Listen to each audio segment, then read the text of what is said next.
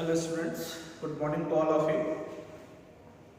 Start करते हैं हम लोग करंट इलेक्ट्रिसिटी में आगे। कल हम लोग ने इलेक्ट्रिक करंट और करंट डेंसिटी डिस्कस कर लिया था, तो नेक्स्ट टर्म देखते हैं इसमें कौन सा, drift velocity.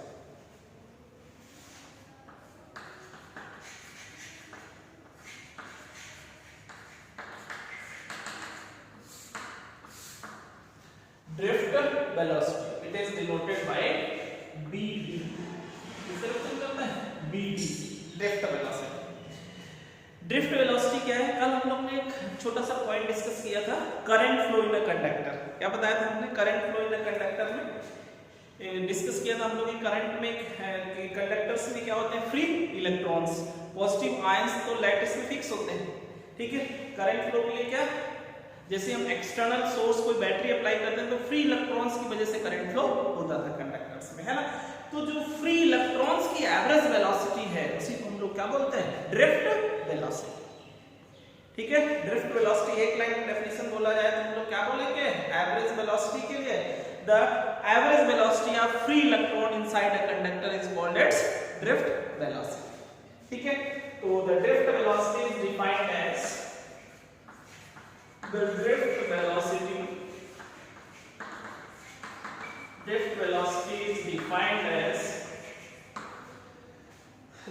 velocity is defined as average velocity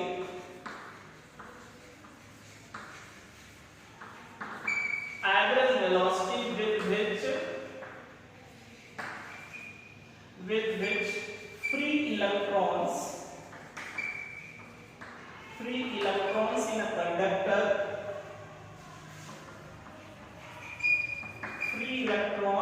electrons in a conductor get drifted under the influence of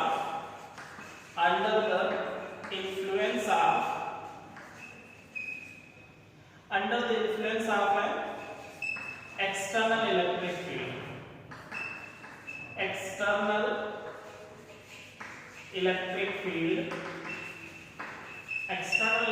field applied across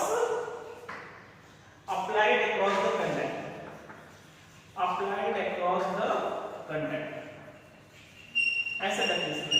वैसे एक लाइन में डेफिनेशन बताना तो नहीं बता सकते। Average velocity of free electrons in a conductor is known as drift velocity. अब ऐसे लिख सकते हो, drift velocity is defined as the average velocity with which free electrons in a conductor get drifted under the influence of an external electric field applied across the conductor, ठीक है। क्योंकि तब तक नेट ड्रिफ्ट होता नहीं था, तब तक ड्रिफ्ट क्या होता था, जीरो, जब तक कोई हम एक्सटर्नल सोर्स अप्लाई नहीं करते थे। एक्सटर्नल सोर्स अप्लाई नहीं करते थे, करंट फ्लो नहीं होती थी। इसकी वजह से due to random motion of free electrons. बताया था मैंने कल कि कंडक्टर के इनसाइड फ्री इलेक्ट्रॉन्स भी ऐसे मूव करते हैं जैसे एटमॉस्फेयर में एयर मॉलिक्यूल्स, है ना। वैसे ही तो हर जगह एयर मॉलिक्यूल सेम है, वैसे कंडक्टर के अंदर इलेक्ट्रॉन का मूवमेंट भी सेम रहता है जब तक कोई एक्सटर्नल सोर्स अप्लाई नहीं करते, कोई पोटेंशियल डिफरेंस अप्लाई नहीं करते, बैटरी नहीं लगाते तब, है ना। तो ड्रिफ्ट वेलोसिटी का अगर मींस क्या है, average velocity of free electron. आप क्या लिख सकते हो, v1 plus v2 plus v3। मान लो n पार्टिकल्स हैं तो vn by n general form. Average velocity of free electron inside a conductor is called its drift velocity, ठीक है। अब in the absence of external field,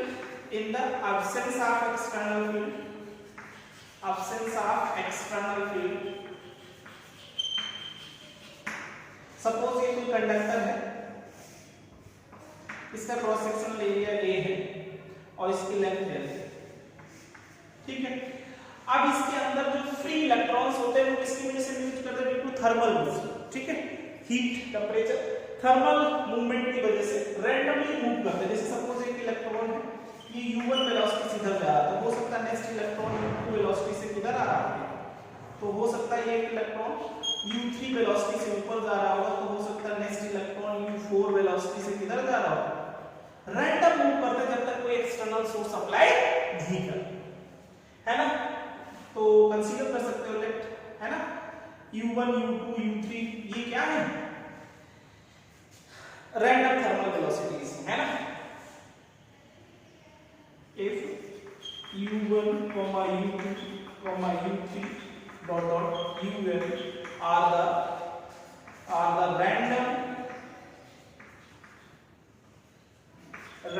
thermal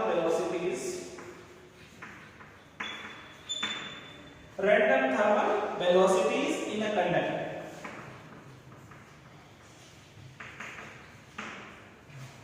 ठीक है, तो drift velocity इन conductor, drift velocities, ठीक है, इनिशियल ये है, तो इनकी जो इनका एवरेज लेंगे drift velocity, then drift velocity, then drift velocity.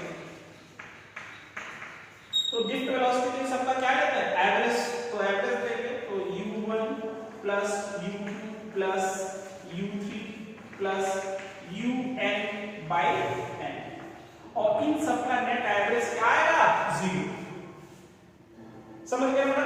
जब तक हम लोग कोई नेट एक्सटर्नल सोर्स नहीं अप्लाई करेंगे, नेट ड्रिफ्ट वेलोसिटी क्या आएगी, 0।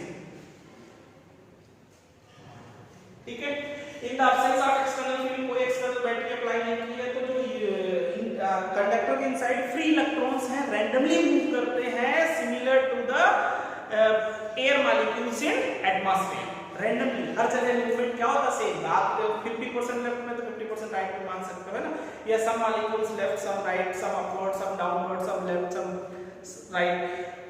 नेट ड्रिफ्ट वेलोसिटी क्या है, 0। सबका एवरेज सब कितना होगा, 0, जब तक कोई हमने एक्सटर्नल सोर्स अप्लाई नहीं किया। और जैसे ही हम कोई एक्सटर्नल बैटरी अप्लाई करेंगे तो क्या होगा, इन the presence of external field, in the presence of external field, जैसे बैटरी लगाएंगे तो इलेक्ट्रॉन्स का मूवमेंट किसकी तरफ हो जाएगा, पॉजिटिव टर्मिनल की तरफ, है ना। In presence of external field,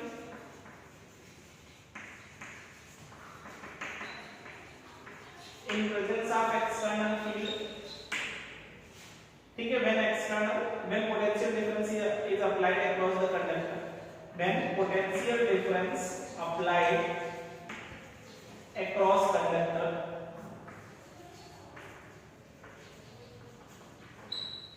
तो पोटेंशियल डिफरेंस अप्लाई कर दो। जैसे सपोज ये आपके पास कंडक्टर था, क्रॉस सेक्शनल एरिया ए है, लेंथ l है, और इसमें हमने कोई एक बैटरी लगाई, ठीक है बेटा, ये नेगेटिव टर्मिनल और ये पॉजिटिव, बी पोटेंशियल की बैटरी अप्लाई कर, ठीक है। तो इसके अंदर जो फ्री इलेक्ट्रॉन्स होंगे उन सब फ्री इलेक्ट्रॉन्स का मूवमेंट किसकी तरफ हो जाएगा, मान लो v1 वेलोसिटी, v2 वेलोसिटी, है ना, ये इलेक्ट्रॉन की v3 वेलोसिटी, v4 वेलोसिटी, है ना, v5,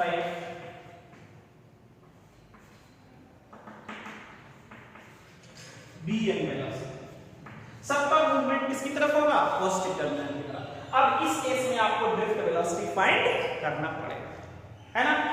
पहले जैसे मान लो फर्स्ट पार्टिकल वेलोसिटी u1 थी, और जब एक्सटर्नल सोर्स हम लोग ने अप्लाई किया, बैटरी अप्लाई किया, तो इसके अंदर क्या फील्ड डेवलप हो जाएगी, इलेक्ट्रिक फील्ड डेवलप हो जाएगी, है ना, किसकी तरफ, राइट की तरफ। इलेक्ट्रिक फील्ड की डायरेक्शन किधर होगा, पॉजिटिव टू नेगेटिव। अब इलेक्ट्रिक फील्ड, कंडक्टर के अंदर इलेक्ट्रिक फील्ड होगा तो इलेक्ट्रिक फोर्स अप्लाई होगा, फोर्स अप्लाई होगा तो इलेक्ट्रॉन क्या करेगा, एक्सेलरेट करेगा, है ना। एक्सेलरेट होगा तो वेलोसिटी u1 से चेंज हो गई, सपोज कितनी हो गई, v1। सेकंड पार्टिकल की वेलोसिटी v2 से बदलकर कितनी हो गई, v2, है ना। और वेलोसिटी कब तक इंक्रीज होती है, कोई भी फ्री इलेक्ट्रॉन पॉजिटिव आयन से कोलाइड करते हैं, तो टू सक्सेसिव कोलिजन के बीच जब तक फ्री चलते हैं उस ड्यूरेशन में ही उनकी स्पीड क्या होती है, इंक्रीज होती है, वेलोसिटी इंक्रीज होती है, मतलब उतने ड्यूरेशन में वो क्या होता है, एक्सेलरेट। तो ठीक है, इसको डेफिनेशन समझ आ गया था।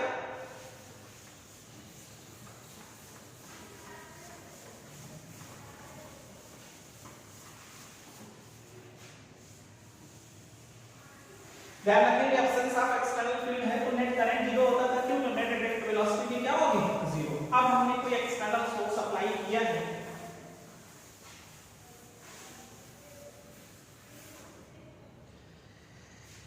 ठीक है बेटा, तो वेलोसिटी u1 से बदल के मान लो फर्स्ट इलेक्ट्रॉन की कितनी हो गई,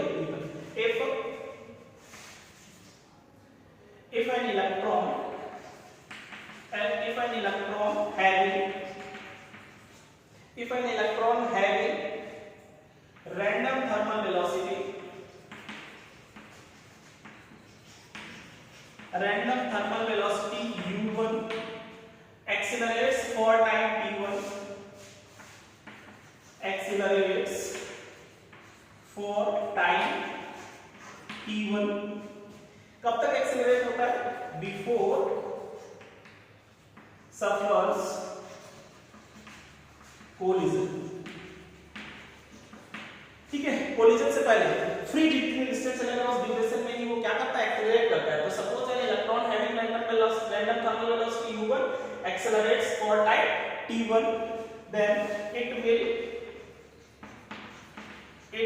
attain velocity। तो ये कितनी वेलोसिटी अटेन कर लेगा? तो v1 is equal to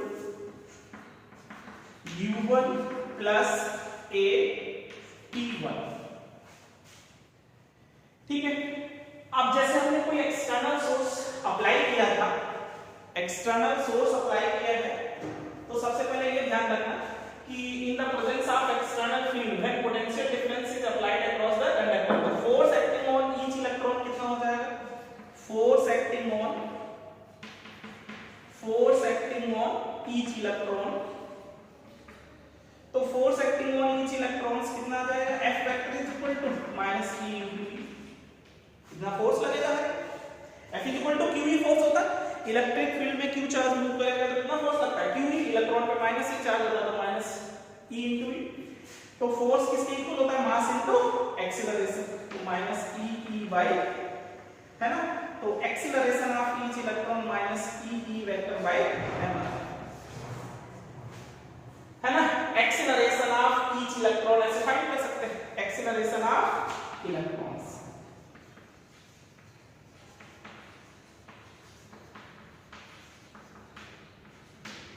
acceleration of each electrons, ठीक है। तो आप बताओ v1 इज इक्वल टू, आप चाहो तो आप ऐसे भी कह सकते हैं, हमने क्या लिखा? If an electron having random thermal velocity u1, जो फर्स्ट वाली वेलोसिटी u1 थी, और जब एक्सटर्नल सोर्स अप्लाई करेंगे वेलोसिटी u1 से बदल के सपोज कितनी हो गई? v1, तो v1 कैसे निकालेंगे? u1 plus a t1। Similarly velocities of other electrons, तो velocities of other electrons कितना बन जाएगा? बताओ। v2 is equal to u2 plus a into p2, v3 is equal to कितना बन जाएगा? u3 plus a p3, है ना। ऐसे ही आप और आगे ले सकते हो। Bn is equal to un plus a और tn, so drift velocity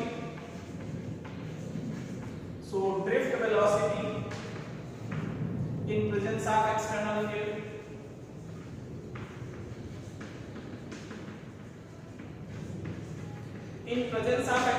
field, drift velocity, तो drift velocity तो कैसे निकालेंगे? इन सबका average, v1 plus v2 plus v3 plus vn by n, ठीक है। तो वैल्यू पुट कर लेते हैं। देखो बेटा, drift velocity is equal to u1, इसकी जगह पे क्या ले सकते हैं?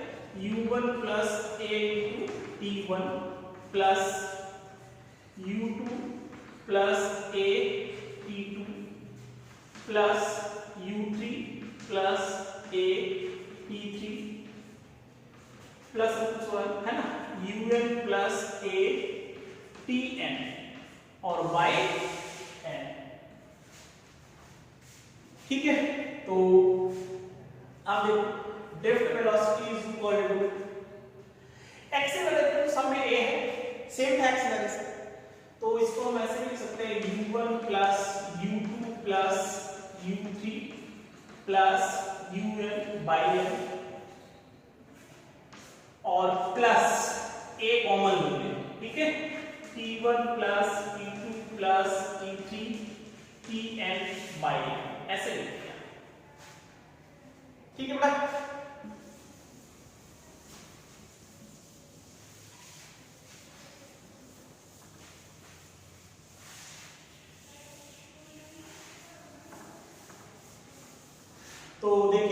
Velocity dt is equal to, इसकी तो हम पढ़ चुके हैं जब तक ओनली रैंडम थर्मल वेलोसिटी, इसकी तो नेट ड्रिफ्ट वेलोसिटी कितना था 0 और प्लस a, और इसको हम लिख लेते हैं टाउ।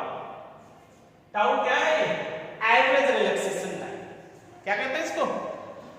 Average relaxation time.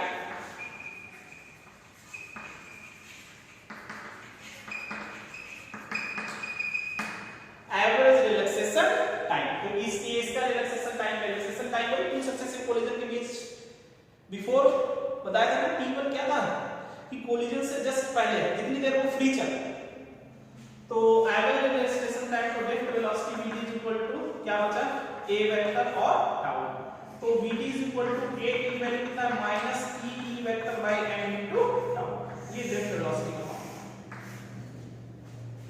है ना। ड्रिफ्ट वेलोसिटी का फॉर्मूला आ जाएगा। इसमें जो है आप ये जरूर ध्यान रखेंगे कि रिलैक्सेशन टाइम है, इसकी बात करते हैं। रिलैक्सेशन टाइम क्या है?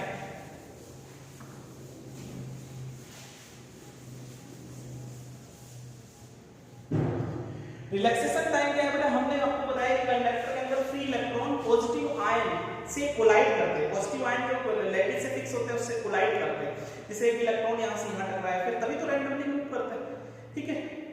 और एक्सटर्नल फील्ड अप्लाई करने पर भी कोलाइड होते हैं पॉजिटिव आयन से, है ना। तो जो पॉजिटिव टू सक्सेसिव कोलिजन्स के बीच का जो टाइम होता है उसको क्या बोलते हैं? रिलैक्सेशन टाइम, है ना। तो रिलैक्सेशन टाइम ये ध्यान रखेंगे।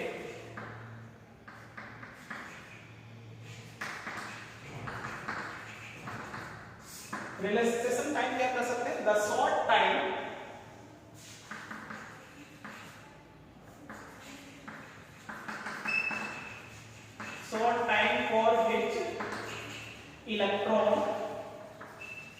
for which electron accelerates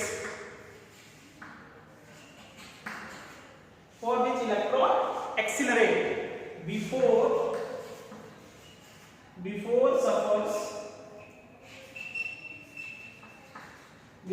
suffers collision with positive ions in a conductor is called relaxation time।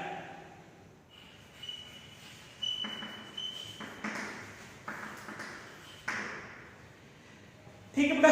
और ये एवरेज रिलैक्सेशन टाइम क्या है? जैसे फर्स्ट इलेक्ट्रॉन का रिलैक्सेशन टाइम T1 है, सेकंड का T2 था, थर्ड का T3 है, तो उन सब का जो एवरेज है उसको टाउ कहते हैं, एवरेज रिलैक्सेशन टाइम। ठीक है बेटा। रिलैक्सेशन टाइम डेफिनेशन पूछता है क्या बताएंगे? Short time for which electron accelerates before suffers collision with positive ions in a conductor. ठीक है। तो ड्रिफ्ट वेलोसिटी का फार्मूला जरूर ध्यान रखें। हालांकि अगर जो विदाउट वेक्टर फॉर्म में लिखोगे E इक्वल टू क्या होता था V/L, और इस फार्मूले को ड्रिफ्ट वेलोसिटी को मैग्नीट्यूड में ऐसे लिख सकते हैं E/B/mL। ठीक है। ये तो क्या बताता है कि direction of drift velocity is opposite to electric field. Negative sign ये बताता है। नेगेटिव साइन क्या शो करता है? Direction of drift velocity is opposite to the external electric field। Applied external electric field के ड्रिफ्ट वेलोसिटी क्या होती है? अपोजिट, इसलिए माइनस। ठीक है। और अगर विदाउट वेक्टर फॉर्म में लिखे तो drift velocity in terms of potential क्या लिख सकते हो? E/B/mL इनटू टाउ, और in terms of electric field आप ऐसे लिख सकते हो। ठीक है। इंपॉर्टेंट ड्रिफ्ट वेलोसिटी तो समझ आ गया बेटा। ड्रिफ्ट वेलोसिटी डेफिनेशन क्या बताएंगे? Average velocity of free electron inside a conductor is known as drift velocity. Drift velocity absence of external field कितना होता है? 0। और जब हम लोग बैटरी को एक्सटर्नल पोटेंशियल अप्लाई करते हैं तो करंट फ्लो होती है, तब ड्रिफ्ट वेलोसिटी होती है। ठीक है। तो कंडक्टर के अंदर फ्री इलेक्ट्रॉन जिस एवरेज वेलोसिटी से आगे ड्रिफ्ट करते हैं उसी वेलोसिटी को क्या बोलते हैं? Drift velocity. ठीक है। ध्यान रखना। प्रूफ इंपॉर्टेंट है और ये टॉपिक ही पूरा इंपॉर्टेंट है।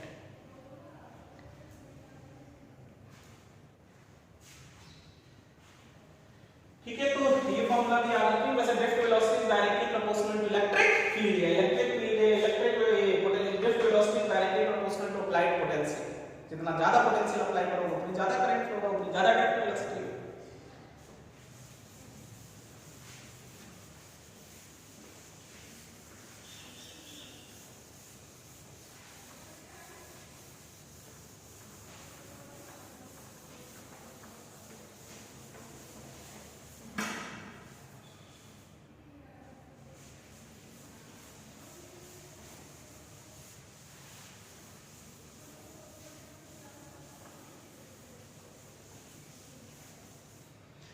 ठीक है बेटा, तो इसी में हम लोग ने अभी 3 टर्म्स पढ़े देखा जाए करंट इलेक्ट्रिसिटी में, इलेक्ट्रिक करंट, ठीक है, करंट डेंसिटी और drift velocity.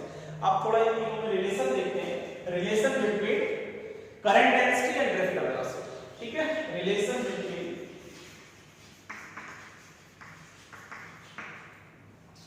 Electric, relation between drift velocity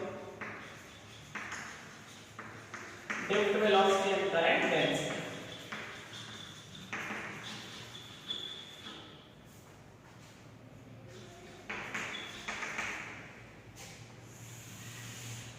ठीक है, relation between drift velocity and current density, drift velocity vd और करंट डेंसिटी जो है g, इन दोनों में रिलेशन है, ठीक है। तो सपोज एक कंडक्टर है,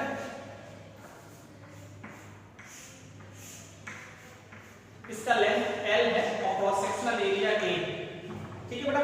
अब सपोज हमने मान लो इसमें B पोटेंशियल की बैटरी अप्लाई की, नेगेटिव टर्मिनल हो ये पॉजिटिव, तो इसके अंदर सपोज मान लिया स्मॉल n क्या है, नंबर ऑफ फ्री इलेक्ट्रॉन, या इसको हम लोग नंबर डेंसिटी भी कहते हैं, नंबर डेंसिटी, नंबर डेंसिटी को क्या बोलते हैं, number of free electron, number of free electron पर unit volume, per unit volume, number of free electrons per unit volume, number density, ठीक है। Small n number of electron पर unit volume है, each electron पे charge e होता है और इन सबकी मान लो वेलोसिटी जो एवरेज वेलोसिटी वो ड्रिफ्ट वेलोसिटी क्या है, bd, bd वेलोसिटी से इलेक्ट्रॉन क्या कर रहे हैं, मूव कर रहे हैं, ठीक है। और यूनिट वॉल्यूम में कितने हैं, n, ठीक है। तो अगर हम लोग बात करें total charge of free electron in conductor, total charge on each electron कितना होता है, e होता है, charge of electron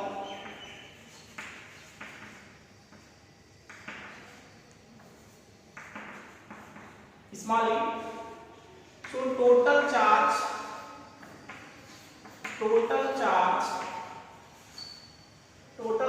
of free electrons in a conductor, तो टोटल कितना चार्ज होगा, एक इलेक्ट्रॉन पे ई चार्ज है, तो इसके अंदर टोटल कितने इलेक्ट्रॉन होंगे, तो m into a n और into e, ये समझ आया क्या? देखो बेटा स्मॉल n क्या था, नंबर ऑफ इलेक्ट्रॉन पर unit volume, number of electron पर यूनिट वॉल्यूम, चाहे तो आप इसको n by b लिख सकते, तो टोटल नंबर ऑफ इलेक्ट्रॉन किसके इक्वल हो जाएंगे, n into b, ये है total number of electron, total number of electron, और n into b की जगह पे एरिया into लेंथ लिख सकते हैं, ये आ गया टोटल नंबर ऑफ इलेक्ट्रॉन, और एक इलेक्ट्रॉन पे ई चार्ज है, ठीक है बेटा, ये n है, q is equal to क्या फॉर्मूला पढ़ते थे, आपको q is equal to n e, और n कितना है, small n k l e, इसके, ठीक है। तो total charge of free electron in conductor कितना आ जाएगा, तो करंट फ्लो इन कंडक्टर, अच्छा जैसे हम किसी भी एक इलेक्ट्रॉन को यहां से यहां तक ड्रिफ्ट होने में कितना टाइम लगेगा, अगर हम निकालें, time taken by free electron to cross the length, time taken by free electron to cross the length of conductor,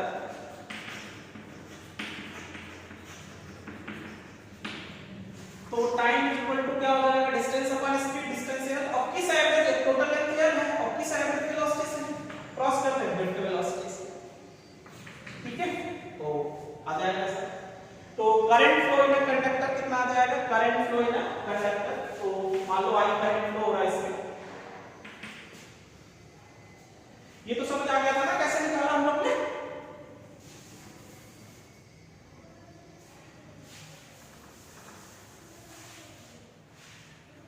so current flow in conductor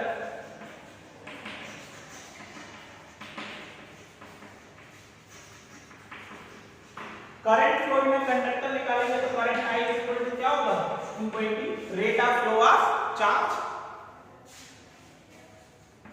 rate of flow of charge,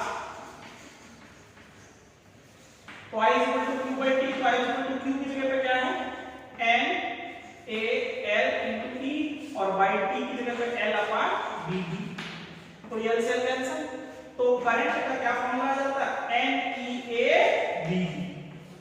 ये क्या है, relation between electric current and drift velocity, ये relation between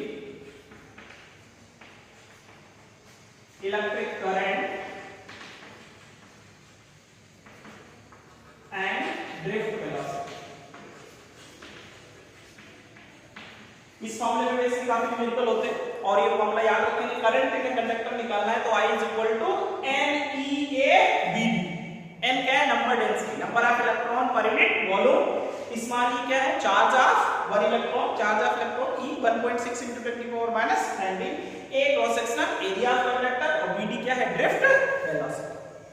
इसको हम लोग याद रखेंगे। Current find करने का क्या फॉर्मूला है, I is equal to NEABD, ठीक है। अब इसमें से अगर तो आप एरिया को इधर डिवाइड कर दो तो I by A equal to क्या बचेगा, NEBD, और I by A क्या होता था, करंट डेंसिटी, तो J इज इक्वल टू क्या बन जाता है NEBD, J equal to NEBD, ठीक है।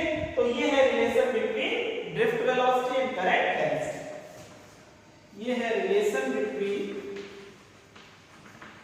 Current density and drift velocity.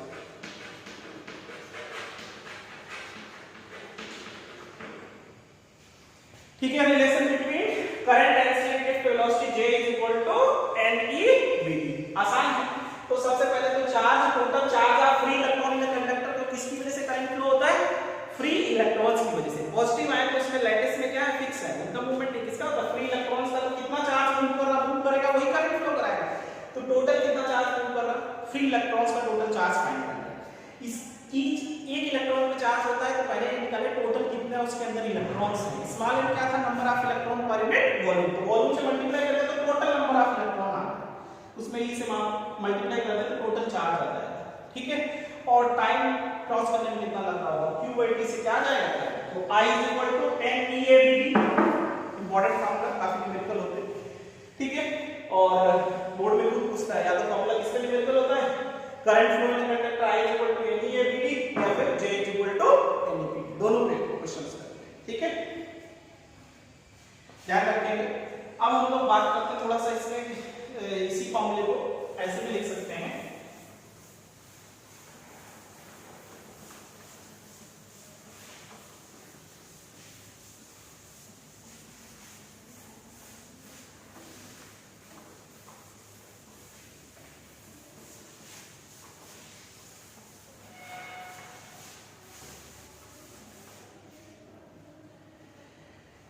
ठीक है। तो अभी हम लोग ने J इक्वल टू क्या फॉर्मूला पढ़ा, NEBD, और ड्रिफ्ट वेलोसिटी का फॉर्मूला हम लोग फाइंड कर चुके है ना। ड्रिफ्ट वेलोसिटी को मैग्नीट्यूड में लिखा जाए तो NE, और हम लोग को पता है ड्रिफ्ट वेलोसिटी की जगह पे हम लोग क्या लिख सकते थे, EE by m into tau, ये लिख सकते। मैग्नीट्यूड में वेक्टर में लिखेंगे तो माइनस लगाना पड़ता था, क्योंकि drift velocity direction electric field के कैसा था, अपोजिट। तो J is equal to, vector में नहीं ऐसे लिख देते हैं, J इक्वल टू NE और BD की जगह पे EE by m into tau, ठीक है। तो J equal to n E square tau by m into E बचा। तो ये जो टर्म कांस्टेंट है, देखो E क्या है, नंबर ऑफ इलेक्ट्रॉन पर unit volume, number E charge of electron fix है 1.6 × 10⁻⁹, टाइम ये भी फिक्स होगा, और मास ऑफ इलेक्ट्रॉन ये भी फिक्स है। तो ये कांस्टेंट टर्म है, इसको हम J equal to sigma into E, इसको क्या बोल सकता है, conductivity, conductivity of a conductor, conductivity of a conductor.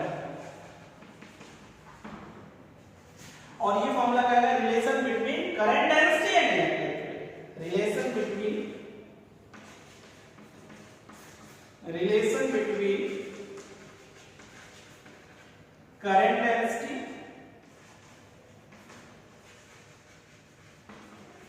current density and electric field. J equal to sigma into E, और जहां पे हमने सिग्मा किसको लिखा where sigma is equal to कितना है n E square tau by m. तो conductivity of a conductor depends on relaxation time, है ना, कि डायरेक्टली प्रोपोर्शनल हो. रिलैक्सेशन टाइम कम होगा तो कंडक्टिविटी क्या होगी, है ना, उसी हिसाब से चेंज होगी. ध्यान रखेंगे. तो ये भी इस पे डिपेंड करता है नंबर ऑफ इलेक्ट्रॉन पर यूनिट वॉल्यूम. तो नेट दोनों को ध्यान देंगे. बाकी चीजें तो फिक्स है, लेकिन नंबर ऑफ इलेक्ट्रॉन पर यूनिट वॉल्यूम भी इंपॉर्टेंट है और रिलैक्सेशन टाइम. ठीक है. और एक टर्म कंडक्टिविटी के रेसिप्रोकल हम लोग कहते हैं रेजिस्टिविटी ऑफ मटेरियल. ये भी ध्यान रखना. Resistivity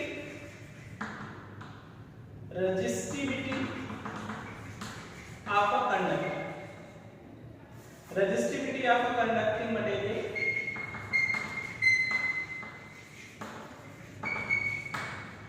so resistivity is represented by rho. Resistivity क्या, it is the reciprocal of conductivity. It is the reciprocal of conductivity. तो रो इज इक्वल टू किसके 1 बाय सिग्मा. तो रेजिस्टिविटी का फॉर्मूला क्या आ जाएगा, रो इज इक्वल टू, यहां से आप क्या लिख सकते हैं, तो m upon n e square tau, ऐसे आता है.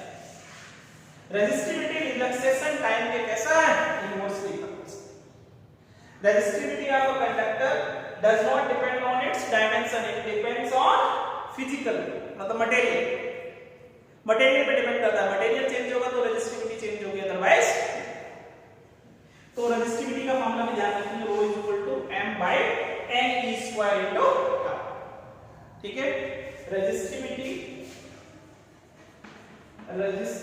ऑफ अ कंडक्टर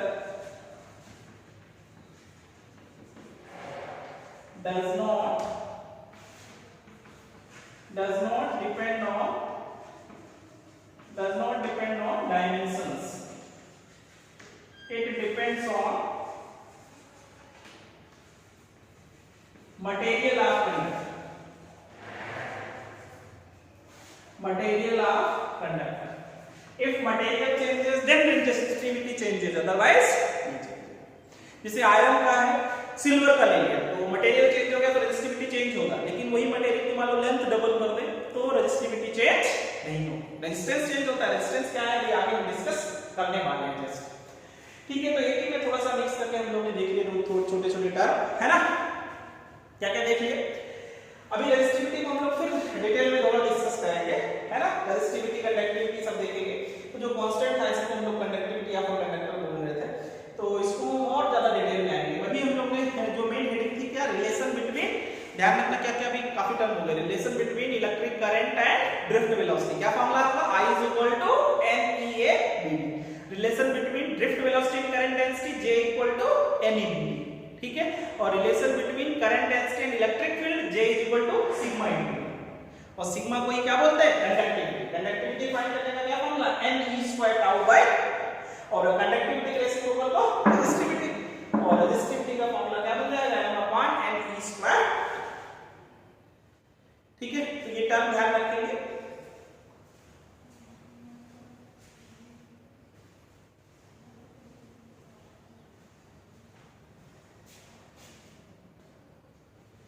तो इन पे बेस्ड क्वेश्चंस हम लोग देखेंगे और इसको थोड़ा रिवाइज करेंगे. कल हम इन पे बेस्ड कुछ क्वेश्चंस देखेंगे और बात करेंगे किसकी, ओम्स लॉ पे.